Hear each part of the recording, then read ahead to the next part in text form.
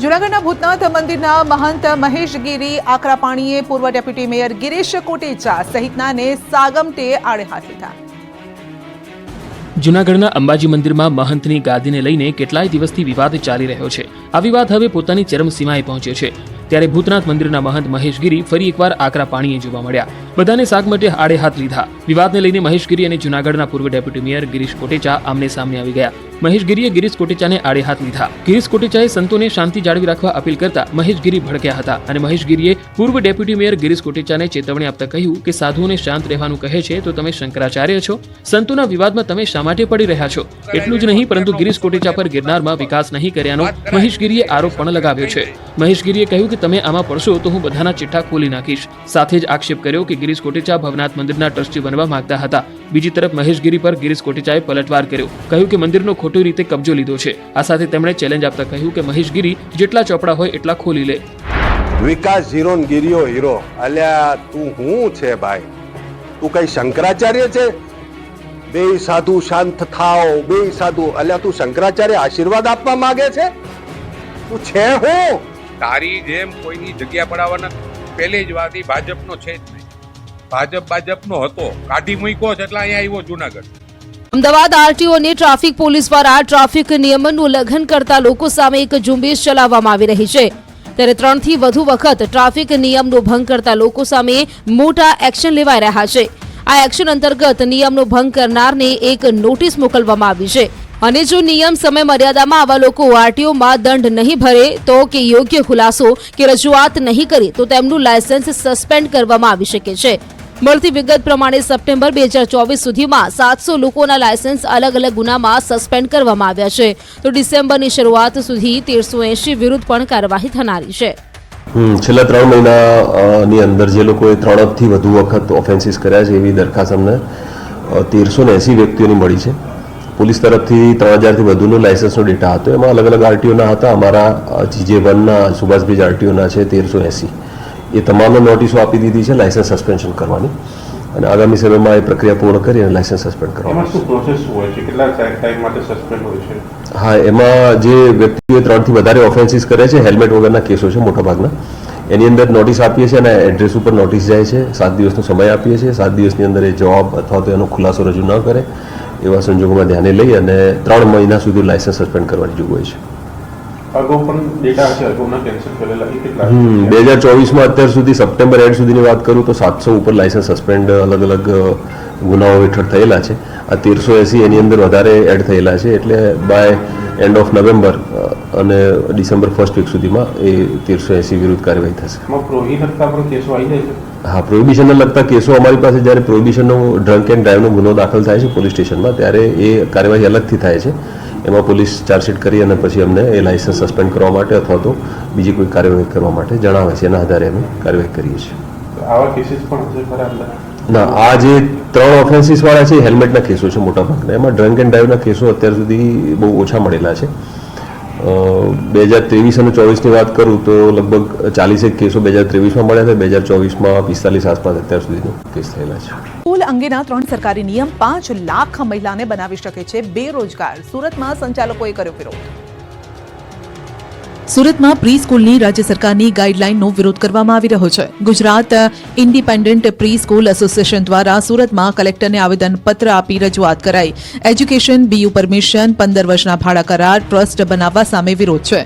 Education BU પરમિશનના બદલે stability structure certificate રાખવા માંગ કરી છે। પ્રી સ્કૂલ શાળાઓ કમર્શિયલ બંગલામાં શરૂ થતી હોવાથી ભાડા કરાર અને એજ્યુકેશન બીયુ મેળવવું અશક્ય સમાન છે। સરકાર પ્રી સ્કૂલ સામેના નિયમોમાં ફેરફાર નહીં કરે તો 90% પ્રી સ્કૂલને તાળા વાગે તેવી સ્થિતિ છે। રાજ્યમાં સૌથી વધુ પ્રી સ્કૂલો મહિલાઓ સંચાલિત છે। આ નિયમો મુજબ શાળાઓ બંધ થશે તો મહિલાઓના આત્મનિર્ભરતા પર સવાલ ઉભા થશે। સુરતમાં હજારો મહિલાઓને પ્રી સ્કૂલથી રોજગારી મળે છે। આ 3 નિયમોના કારણે 5 લાખ મહિલાઓમાં રોજગાર જવાની અને 90% પ્રી સ્કૂલ બંધ થવાની ભીતિ છે। જો આ નિયમો હળવા નહીં કરવામાં આવે તો ગુજરાતની સ્કૂલો સાથે સંકળાયેલા તમામ લોકો વિધાનસભાના દરવાજા પર 3 ડિસેમ્બરના રોજ આંદોલન કરશે। મોરબી અને લીંબડીમાં પણ કેવાયસી માટે અરજદારો લાઇનમાં ઉભા રહીને થાક્યા। ગુજરાત આખું કેવાયસી માટે લાઇનમાં લાગેલું છે. સર્વરના ધાંધિયાથી લોકો પરેશાન છે. ત્યારે લાઇનમાં ઊભા રહીને મોરબીના લોકો પણ થાક્યા. મોરબીમાં પણ કેવાયસી માટે કતારો લાગી. મોરબીમાં આધાર કાર્ડ કેવાયસીની ધીમી કામગીરીથી લોકો કંટાળ્યા છે. કલાકો સુધી લાઇનમાં ઊભા રહેવા છતાં વારો નથી આવતો. જો નસીબે વારો આવી ગયો તો સર્વર દગો આપે છે. એટલે લોકો કામ ધંધો મૂકીને હેરાન થઈ રહ્યા છે. જેને લઈ મોરબી ગ્રામ્ય મામલતદાર કચેરીએ અરજદારો નિરાધાર બન્યા. આ અંગેની અનેક ફરિયાદ મળતા વહેલી સવારે મોરબી જિલ્લા કલેક્ટર દોડતા થઈ ગયા. જિલ્લા કલેક્ટર કે.બી. ઝવેરીએ ગ્રામ્ય મામલતદાર કચેરીએ પહોંચી આધાર કાર્ડ સેન્ટર બહાર ઉભેલા અરજદારોની સમસ્યા સાંભળી. આ અંગે અધિકારીઓને જરૂરી સૂચના અપાઈ. સાથે કેવાયસી સેન્ટરની આસપાસની ગંદકીને લઈ સફાઈ એજન્સીનો કોન્ટ્રાક્ટ રદ કરી અન્ય કંપનીને કોન્ટ્રાક્ટ આપવા માટે તજવીજ હાથ ધરાઈ. તો સુરેન્દ્રનગરના લીંબડી પોસ્ટ ઓફિસમાં વહેલી સવારથી લોકોએ આધાર કાર્ડ માટે લાઈન લગાવી. આધાર કાર્ડની કામગીરી માટે ફક્ત એક જ સેન્ટર હોવાથી લોકોને મુશ્કેલી પડી રહી છે. દરરોજ 30 કૂપન આપવામાં આવે છે, પરંતુ 30માંથી ફક્ત 25 લોકોને જ કૂપન મળતી હોવાનો આક્ષેપ છે. જેને લઈ લોકોને 2 થી 3 દિવસ સુધી આધાર કાર્ડ સેન્ટરના ધક્કા ખાવા પડે છે. અહીં પીવાના પાણીની પણ સુવિધા નથી, જેથી તંત્રની ઢીલી કામગીરીથી લોકો કંટાળ્યા છે. ભર શિયાળે બજારમાં આવી તાજી કેરી. 10 કિલો કેરીના 8,510 રૂપિયા ભાવ. કેરી ખાવી હોય તો ઉનાળો આવવાની રાહ જોવી પડે, પરંતુ છેલ્લા 2-3 વર્ષથી સૌરાષ્ટ્રના પોરબંદરમાં ભર શિયાળે કેરી પાકવા લાગી છે. આ વખતે પણ શુક્રવારે પોરબંદર એપીએમસીમાં કેસર કેરીની આવક થઈ. 851 રૂપિયા કિલોના ભાવે વેચાણ થયું. સામાન્ય રીતે કેસર કેરી માટે આંબા પર હવે મોર આવવાની એટલે કે ફ્લાવરિંગની શરૂઆત થતી હોય છે, પરંતુ પોરબંદરના બરડા પંથકમાં અત્યારે કેરી પાકવાનું શરૂ થયું છે. બરડા પંથકના હનુમાનગઢ ગામમાં 5 મહિના પહેલા જ કેરી પાકી ગઈ છે. શુક્રવારે એપીએમસી ખાતે એક બોક્સ કેરી એટલે કે 10 કિલો કેસર કેરીની હરાજી થઈ, જેમાં કેરી લઈને આવેલા ખેડૂત નિલેશભાઈ મોરીને 10 કિલો કેરીના 8,510 રૂપિયા ભાવ મળ્યો. પોરબંદરના હનુમાનગઢ, બિલેશ્વર, ખંભાળા, કાટવાણા, આદિત્યણા સહિતના ડેમ કાંઠે આવેલા ગામોની જમીનને જાણે કે આંબાનો પાક માફક આવી ગયો છે. કપરાડામાં ટામેટા ભરેલો ટેમ્પો પલટી મારી જતા ટેમ્પામાં ભરેલા 6,200 કિલો ટામેટા રોડ પર વેરાઈ ગયા. ઘટનામાં ટેમ્પા ચાલકનો ચમત્કારિક બચાવ થયો. મહારાષ્ટ્રના નાસિક તરફથી ટામેટા ભરી અને ટેમ્પો વલસાડ તરફ આવી રહ્યો હતો, અને ત્યારે નાસિક હાઈવે પર કપરાડા બસ સ્ટેશનની સામે જ ટેમ્પો પલટી મારી ગયો. ટેમ્પા ચાલકે અચાનક જ સ્ટીયરિંગ પરથી કાબુ ગુમાવતા ટેમ્પો રોડ પર જ પલટી મારી ગયો હતો, અને ટેમ્પોમાં 250 કેરેટમાં 6,200 કિલોથી વધુ ટામેટા ભરેલા હતા. ઘટના બાદ થોડા સમય સુધી દોડધામ મચી ગઈ હતી, અને રોડ પર વેરાયેલા ટામેટાને ભરવા ટેમ્પો ચાલક અને લોકોએ પ્રયાસ કર્યો. મહીસાગરમાં સોયાબીનની ટેકાના ભાવે ખરીદીનું કૌભાંડ પકડાયું. રાજ્યમાં કૌભાંડીઓનો રાફડો ફાટ્યો છે, ત્યારે હવે ખેડૂતોને લૂંટવાના કારસ્તાનનો પણ પર્દાફાશ થયો. મહીસાગરમાં સોયાબીનની ટેકાના ભાવે ખરીદીમાં કૌભાંડ સામે આવ્યો. ખાનપુર લીંબડિયા એપીએમસીમાં ખેડૂતો પાસેથી સોયાબીનની ખરીદી કરવાની જગ્યાએ બહાર મિલમાંથી લાવી ટેકાના ભાવે વેચી દેવાનું કૌભાંડ સામે આવ્યું.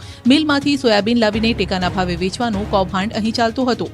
એપીએમસીના ચેરમેન પર કૌભાંડનો આરોપ લાગ્યો છે. બીજા બાજુ 800 રૂપિયાના બજાર ભાવે સોયાબીન લઈને 978 ટેકાના ભાવે વેચતા હતા. તપાસ કરતા લીંબડિયા એપીએમસીમાંથી સોયાબીનના 700 કટ્ટા મળી આવ્યા છે. તપાસમાં સામે આવ્યું છે કે અરવલ્લીથી લાવવામાં આવ્યું હતું સોયાબીન. મામલતદારે એપીએમસી પહોંચી શરૂ કરી તપાસ. ભાજપ નેતા પર હુમલાના આરોપીને કરાવ્યું કાયદાનું ભાન. ઘટનાનું રીકન્સ્ટ્રક્શન કરાયું.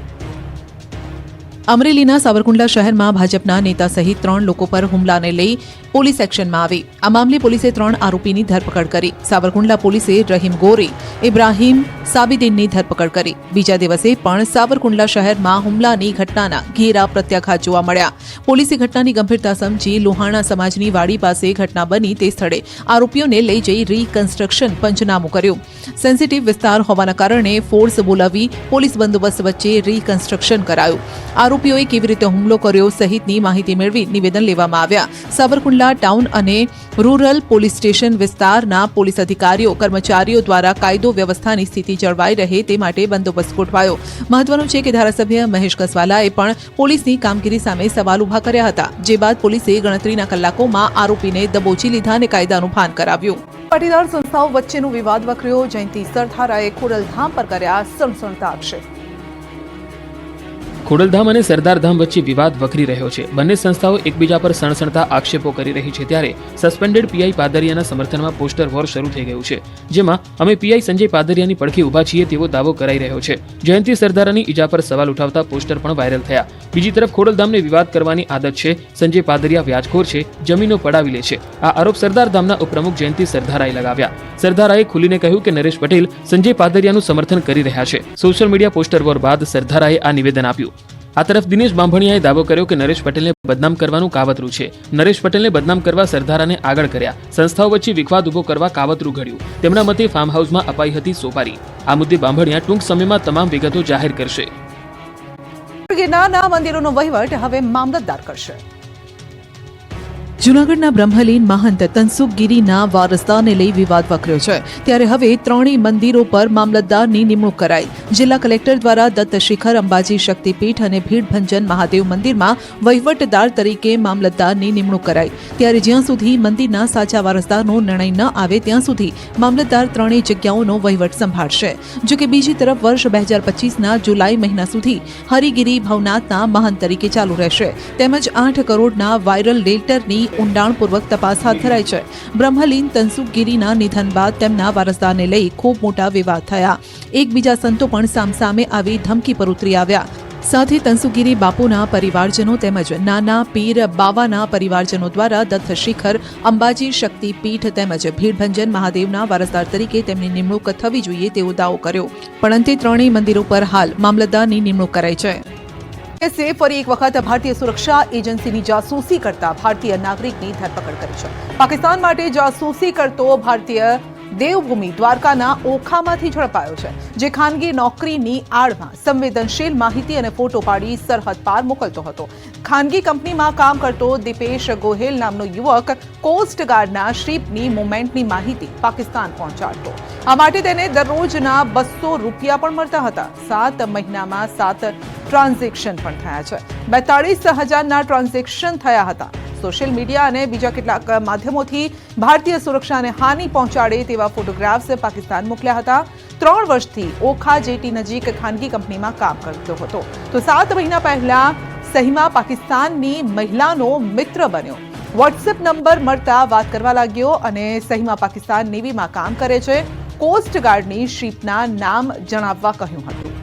2 ડઝનથી વધુ સ્થળોએ આઈટીનું mega search operation. Ahmedabad, Mehsana, મોરબીમાં દરોડા. રાજ્યમાં થોડા દિવસના વિરામ બાદ ફરી આઈટી વિભાગ ત્રાટક્યો.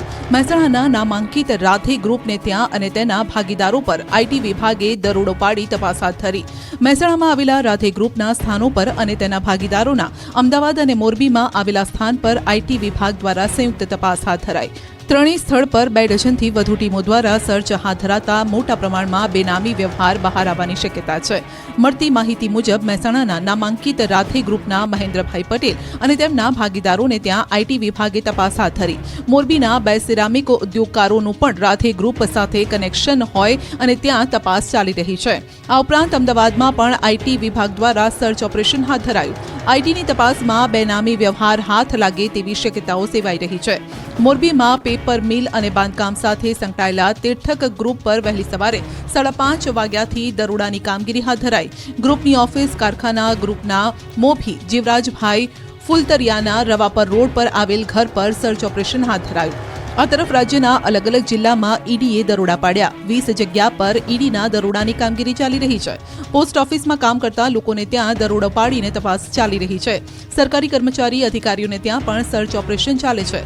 નિવૃત્ત અધિકારીઓને ત્યાં પણ પૂછપરછ કરાઈ. અમદાવાદ, જૂનાગઢ, ભુજ, રાજકોટ, ગોંડલ સહિત 20 જગ્યા પર દરોડા પડતા ફફડાટ ફેલાયો.